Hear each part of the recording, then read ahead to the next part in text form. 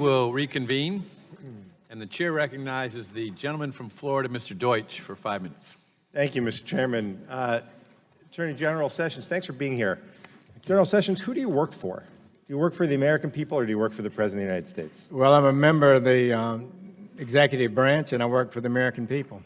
And it's with that in mind, your work on behalf of the American people, that I want to ask you some questions about facts and public media reports.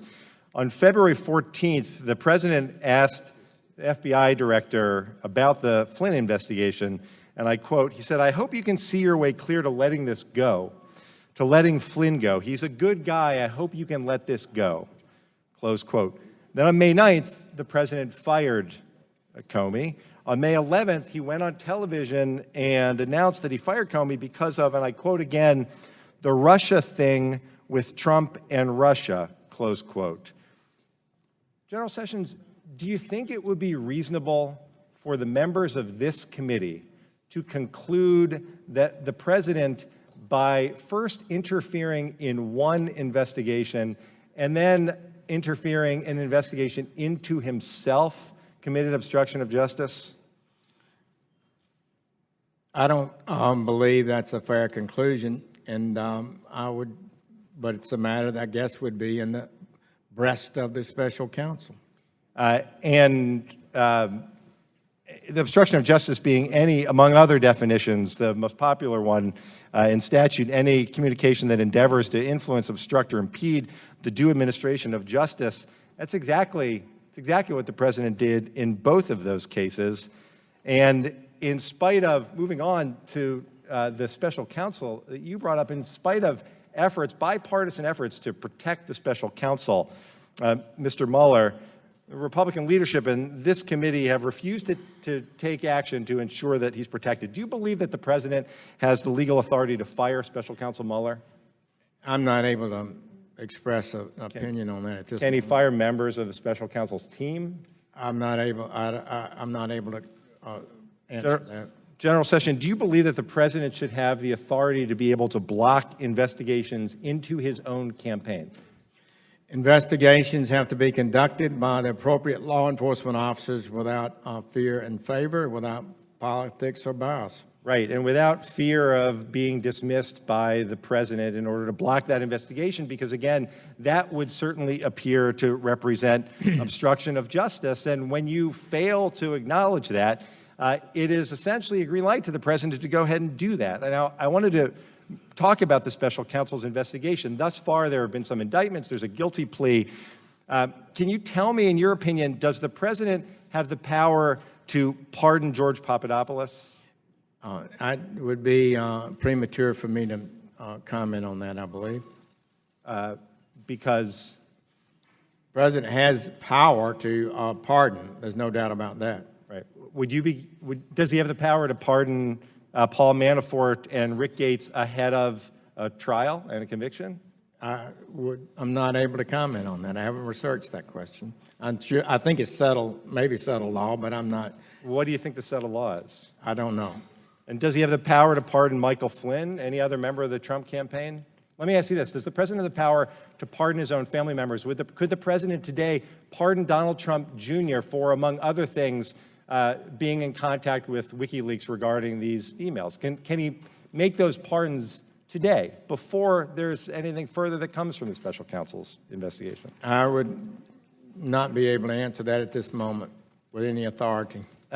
General Sessions, you started by telling us that you're the American people's lawyer. Now, you're not recused from giving us answers on these. You're not comfortable giving us answers on these. But here's the problem that we have. You said when you started your testimony today that there is nothing more important than advancing the rule of law. And when you answer the way you have, it suggests that the rule of law is crumbling at our feet. You took an oath to uphold the Constitution. We took an oath to uphold the Constitution. And while members of this committee in the majority may choose to abdicate their responsibility with regard to these very important matters, you cannot. And the interference, what you've told us today in just this exchange, what we should all be concerned about is another Saturday Night Massacre. If you can't tell us that the President shouldn't fire or can fire the special counsel and everyone who works for him. We should be worried if you're telling us that the president may be able to pardon in advance all of those who are being investigated. We should be worried about the pursuit of the rule of law.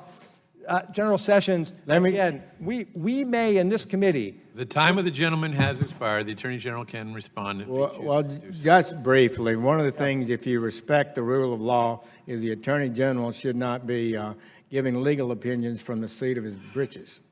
So you need to be careful about that, and that's what I'm saying to you today. I do appreciate time that, gentleman General has Sessions. expired. These are not new issues recognizes that I would the gentleman think require from you to Texas, give these Mr. opinions Poe. from the rule of your Thank you, britches. Mr. Chairman. I Mr. yield Sessions, back. I'm over here on this side.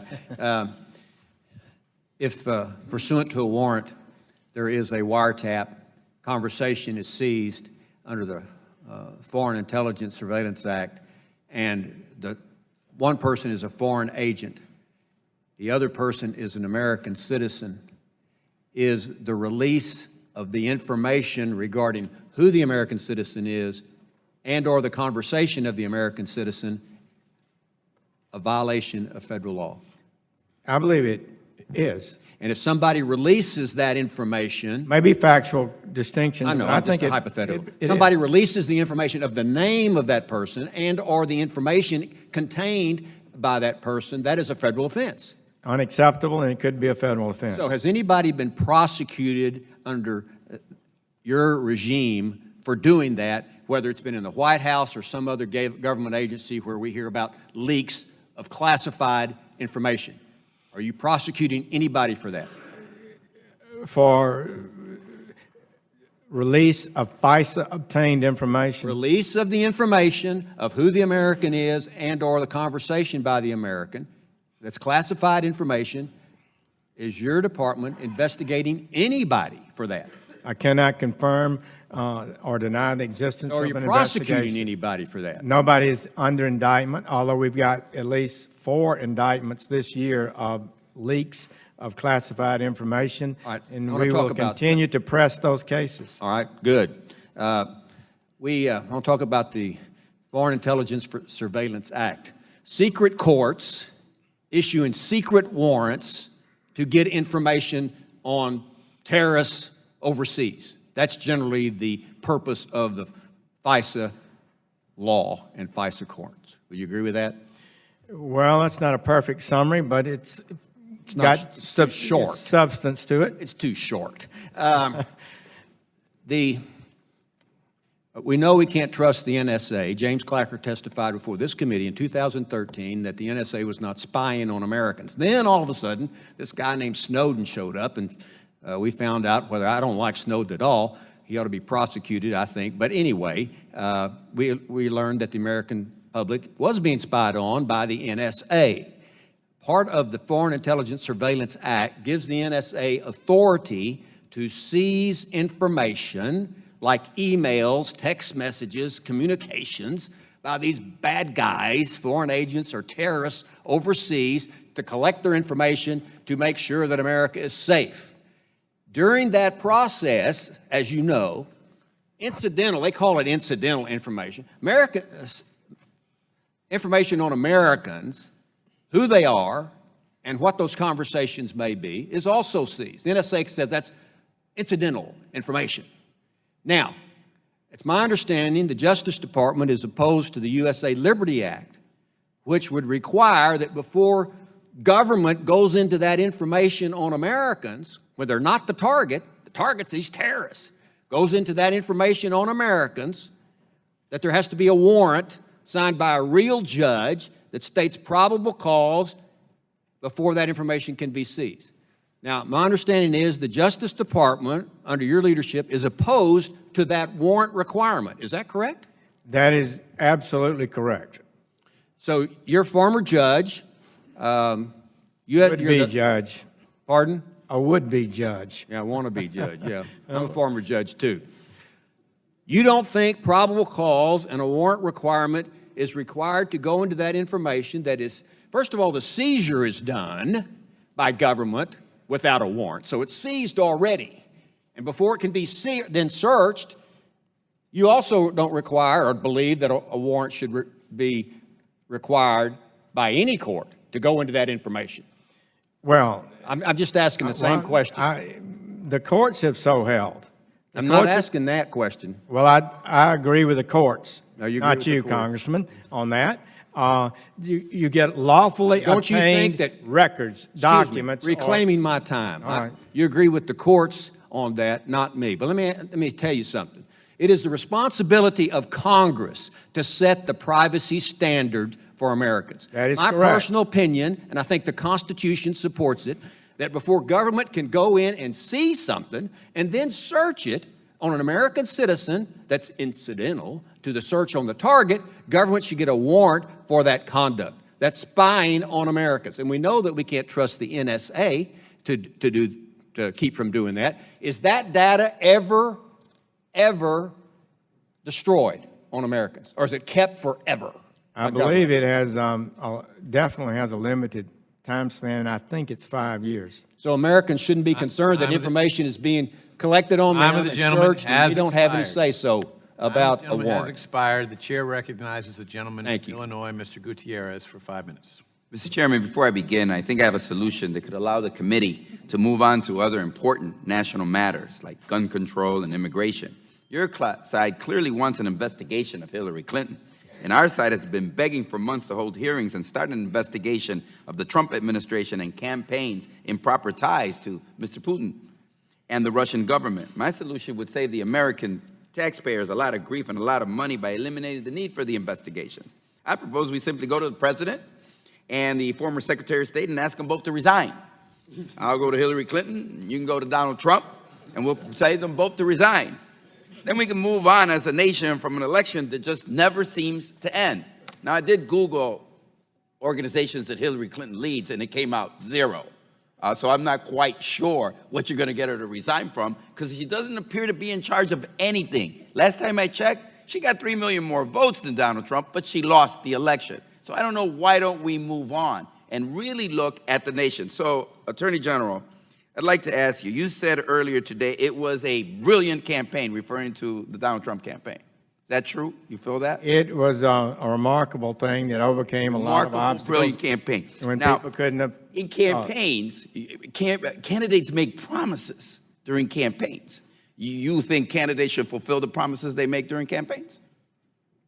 People make a lot of promises, and You think they should strive fulfill those to promises? It was a brilliant campaign, honor your remarkable promise. campaign.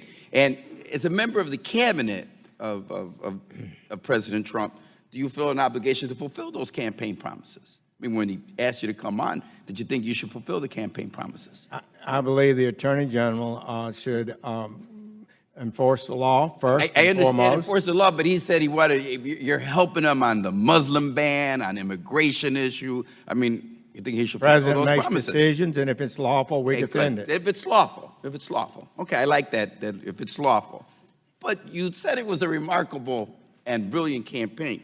He said, quote, during the second debate, "If I win, I'm going to instruct my Attorney General," that would be you, because he chose you, "to get a special prosecutor to look into your situation," referring to Hillary Clinton, "because there's never been so many lies, so much deception," end quote.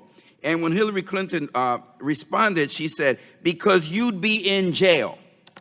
Are you going to fulfill that campaign promise that he made during the second debate? Because he did say he'd put her in jail. He said he asked the Attorney General, you, to set a special prosecutor. That's what he said. It's a quote. I didn't make it up.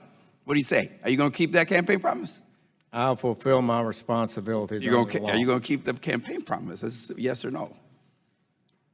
It's a promise that your boss, he hired you to fulfill. Are you going to fulfill We it? will comply with the law with regard to special prosecutor appointments. Are you going to appoint one, as he promised during the campaign? He's reminded you a couple of times in a few of his tweets that that's what he wants you to do. I'll fulfill my duty as Attorney General. So the brilliant campaign, remarkable campaign, big smile on your face. You love the campaign, but you're not going to fulfill his campaign promises. I hope you don't in this particular case. So I'm kind of happy with your answer up to now. So as Mr. Attorney General, I'm going to ask you another series of questions. And I'd like to go back to the beginning of the hearing and get you to answer the following question. Are you aware that you are under oath and that your answers must be the truth, the whole truth, and nothing but the truth, Mr. Attorney General? I'm aware of that. Okay, good. So I brought this little salt shaker here, and you'll forgive me if I just put a little bit of doubt into that answer. And just to remind myself that I might need this.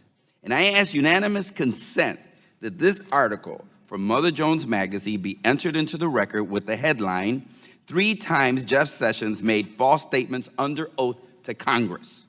I ask this because I don't want to hear in a few days or in a few weeks that your answers, Mr. Attorney General, have changed based on newly uncovered evidence that what you told us before was in fact false, misleading, or something other than the truth, the whole truth, and nothing but the truth. I ask unanimous consent.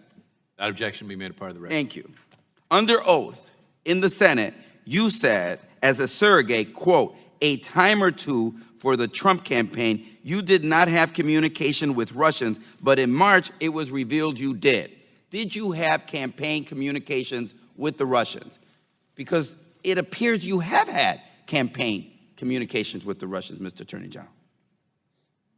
That is, I'd like to respond to that. I thought I had the paper right here. Surely I do. Here it is. Mr. Chairman, take a couple of minutes. The I'd like gentleman to may respond to respond the to question. that. Colleagues, I guess say former colleagues. They left. Senator Franken asked me this question. Okay, CNN has just published a story, and I'm telling you about a news story that's just been published. I'm not expecting you to know whether or not it's true, but CNN just published a story alleging that the intelligence community of the United States of America, the intelligence community provided documents to the president-elect last week that included information that, quote, Russian operatives claim to have compromising personal and financial information about Mr. Trump, close quote. These documents also allegedly say, quote, there was a continuing exchange of information during the campaign between Trump's surrogates and intermediaries for the Russian government, close quote. He goes on to say, now again, I'm telling you this is all coming out, so you know, but if it's true, it's obviously extremely serious, and if there is any evidence that anyone affiliated with the Trump campaign communicated with the Russian government in the course of this campaign, what will you do? I was taken aback by this. I'd never heard of this. This happened while I was testifying, I suppose. And I said, Senator Franken, I'm not aware of any of those activities. I have been called a surrogate a time or two in the campaign, and I did not have communications with the Russians, and I'm unable to comment on it. And you're not going to correct that today. My answer was responsive to his charge about a continuing. But do you want to correct it or clarify it today for us? I'm The time of explaining. the gentleman has expired. The Attorney General can answer the question, but then we're moving on. So this is really important. I appreciate the opportunity to share it. So my focus was on responding to the concern that I, as a surrogate, was participating in a continuing series of meetings with intermediaries for the Russian government. And I certainly didn't mean I'd never met a Russian in the history of my life. So I didn't think it was responsive, and my response was, according to the way I heard the question, as honestly I could give it at the time.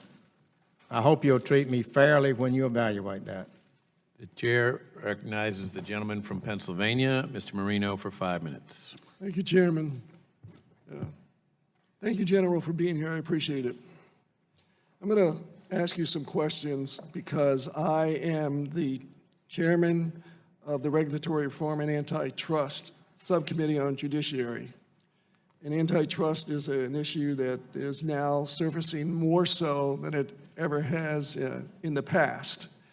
And the Justice Department's role is very critical in antitrust issues to determine whether there is an antitrust violation.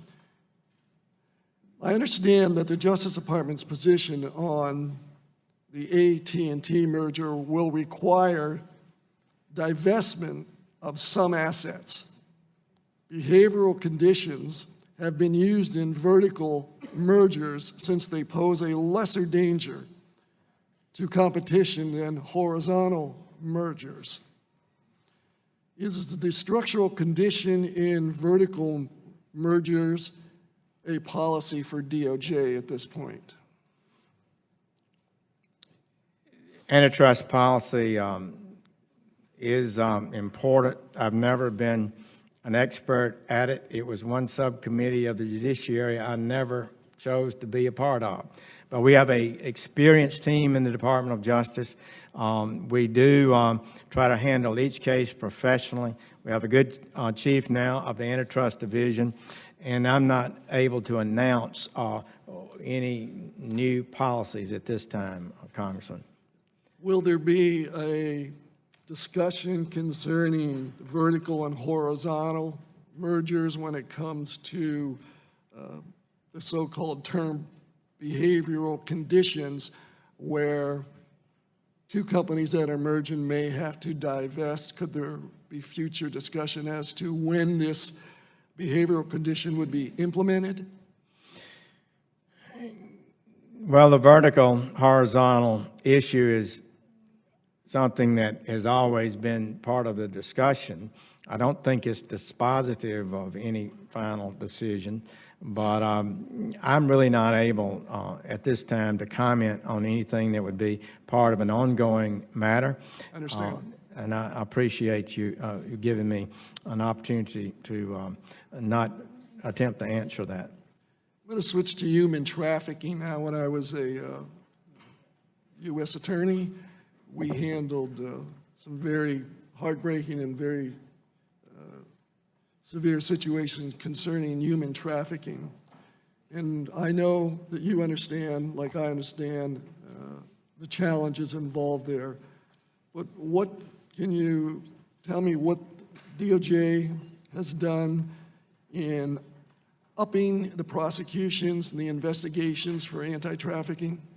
We believe strongly that we can do even more. It's been a priority for a number of years.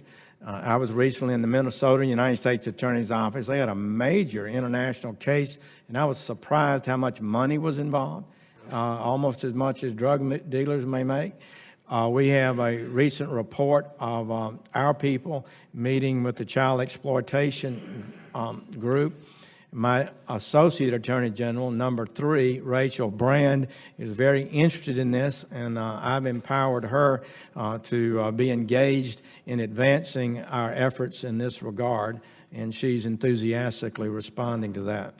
If I may make a suggestion as well, several years ago, we in the Middle District of Pennsylvania prosecuted one of the biggest sex trafficking cases on the East Coast, obviously for the most part, involving women and very young girls.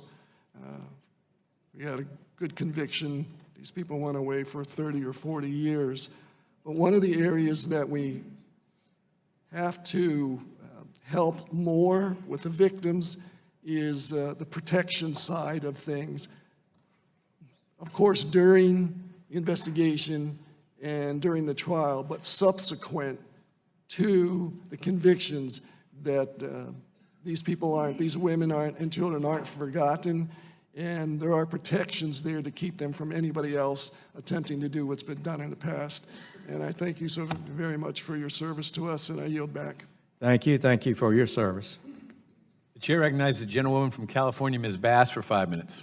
Thank you, Mr. Chair. Between 1956 and 1971, the FBI ran a counterintelligence program named COINTELPRO that was initiated by J. Edgar Hoover. COINTELPRO mainly targeted civil rights leaders such as Martin Luther King, and it's commonly understood that this was an abuse of its surveillance power in a manner to suppress a peaceful movement. So I would like to ask, Mr. Chair, unanimous consent to enter this report into the record, which is Black identity extremists likely motivated to target law enforcement officers. I believe earlier you said you were not familiar with the report. Is that correct? Well, I haven't read it. I know some of the alleged targeting of officers by Okay, so a certain I would group. like to know, and I'll ask you about that in a minute. So you are somewhat familiar with it. Who had the power in your department to order a report like this? I'm not sure how that report got ordered. I don't believe I explicitly approved it or directed it. Okay, so you haven't necessarily read the report, but you are familiar with the term black identity extremists? Well, I think so, yes. So could you tell me what that term means to you? Do you believe that there is a movement of African Americans that identify themselves as black identity extremists, and what does that movement do? Well, I'd be interesting to see the conclusions of that report.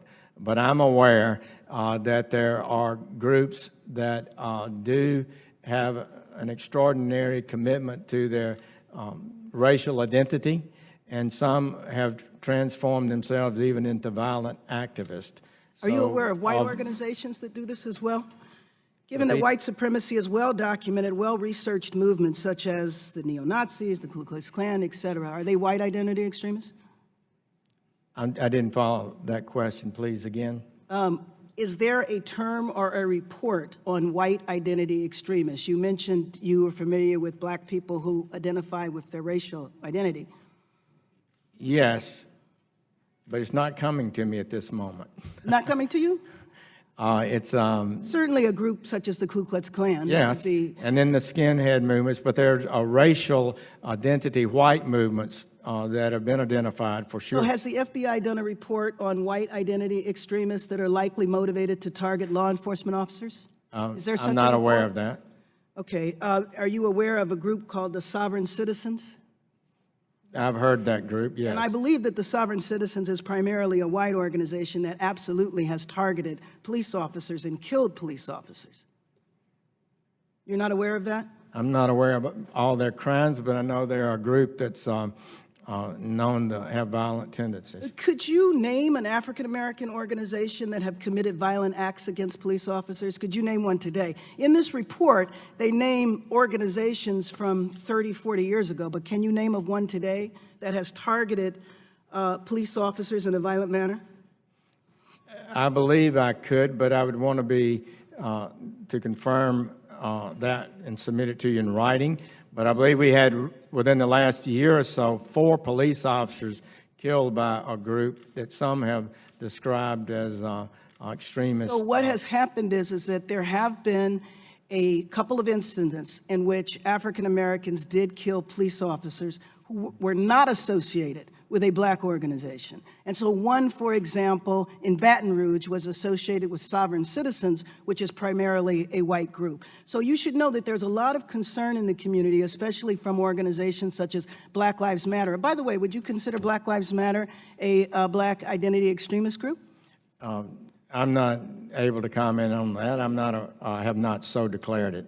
So you should know that a lot of activists around the country are very concerned that we're getting ready to repeat a very sad chapter of our history, where people who are rightfully protesting what they consider to be an injustice in their community, which is their relationship with police officers, are now being targeted and labeled as extremists and are going through periods of surveillance and harassment. And so I would like to know, what is your department going to do to protect the rights of average citizens to protest if they have a concern about police officers? This department will not unlawfully target people.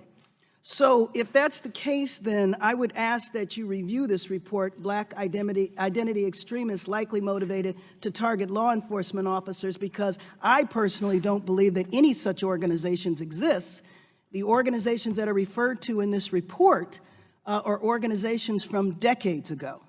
And so I would like to know, what will you do to essentially roll back what is listed in this report? Because it's not accurate. Sir? We will look at the report. I actually would be interested in reading it. But they usually do an excellent job, objective and fair, on those kind of reports. Okay, well, just... Time of the gentlewoman has expired. The chair recognizes the gentleman from South Carolina, Mr. Gowdy, for 5 minutes. Thank you, Mr. Chairman. Thank you, Mr. Attorney General. I want to cover a couple of areas, but I want to start with something that's very important to me. I think it's important to all people in this country have good conscience, irrespective of their political ideation, and that is the independence of the Department of Justice. And in my judgment, 2016 and 2017 have been challenging years for the Department of Justice. You know, the decision to charge someone carries with it multiple layers of review. There's a grand jury, there's a petit jury, there's a trial judge, there are post-trial motions, there's appellate courts, there are courts of habeas corpus, and then there's the media, and then there's Congress. But the decision not to charge someone does not carry with it the same corresponding layers of review. But in some instances, it's every bit as important to understand why law enforcement did not do something and why prosecutors did not do something. I'm not interested in relitigating the FBI's decision not to charge Secretary Clinton. That decision's been made, it's been explained, and I'm not interested in relitigating it. I am, however, interested in reviewing 2016 and 2017 with respect to the Department of Justice. And Mr. Attorney General, there was a time when my colleagues on the other side of the aisle were interested in having some of these questions answered as well. It wasn't a year ago that some of my Democrat friends wanted Jim Comey investigated and prosecuted for a Hatch Act violation. That was 12 months ago. And it was absurd then, and it's absurd now. But what's not absurd is when my Democrat colleagues ask, why did you decide to publicize one investigation but not another? Why did you decide to appropriate a decision away from the Justice Department, which is very unusual for the head of the FBI to serve as both the investigator and the decision maker? Just like Republicans wanted to know, Mr. Comey, did you reach your conclusions before the end of the investigation? Did you make decisions whether to charge or not to charge before you interviewed all of the witnesses? These are questions that, to me, go to the core of whether or not the department can be respected, separate and aside from politics. I mean, I guess that certain departments are just inherently political, but the Department of Justice should not be. And so I tell you that up front, that Chairman Goodlatte and I are going to be looking into the decisions made in 2016 and 2017. And I think I can speak for him, and I know I can speak for myself. My motivation is a love for that department and a love for the concept of blind justice that doesn't care whether it's an even-numbered year or an odd-numbered year. And to the extent that there were decisions made, including the decision to write a public letter in October of last year and follow that up with another public letter in November, those are legitimate questions, and I hope that the department will cooperate both with respect to making witnesses available, but also with respect to documents, so Congress can better understand the decisions that were made and not made and restore some modicum of trust that all people, whether they agreed with the decisions or not, at least understand why they were made. Now, Mr. Conyers asked you whether or not it was appropriate for the president Could I respond just briefly to that? Yes, sir. You're familiar with the Inspector General. I'm meeting with him and Saturday. they make public their investigations. And several of the matters that involve the FBI are in the full and intense review by the Inspector General, and perhaps they can, under their rules of disclosure, perhaps you can inquire more about how that's ongoing. But I'm not able to give the details to you at this time. That's a serious matter. It's in my response to the chairman of yesterday. Well, I didn't intend to ask you to respond to it because you're right. Mr. Horowitz is looking into it. In fact, I'm meeting with Mr. Horowitz this afternoon, not in that capacity, but in another. And you're right. At some point, he's going to let Congress know what he found, but that does not absolve us of our responsibility to also look into it. Mr. Conyers asked you whether or not it was appropriate for the president to weigh in an ongoing investigation. And of course, the answer to that is no. It is not appropriate. It's not appropriate in 2017. It wasn't appropriate when President Obama did it in the IRS targeting scandal. It wasn't appropriate when President Obama did it in the ongoing investigation into Hillary Clinton's server. It is never appropriate for a president to tell a Department of Justice what outcome it should reach. I just wish my friends on the other side had the same outrage when President Obama did it as they do now. I mean, I guess that's what this will be my last question to you. You're nominated by a president. You're approved by a Senate, but yet you work for a virtue. You work for a blindfolded woman holding a set of scales, and that is what makes our culture different. How do you restore people's trust, Republicans and Democrats, confidence in a Department of Justice when it seems like different rules apply depending on who's in power?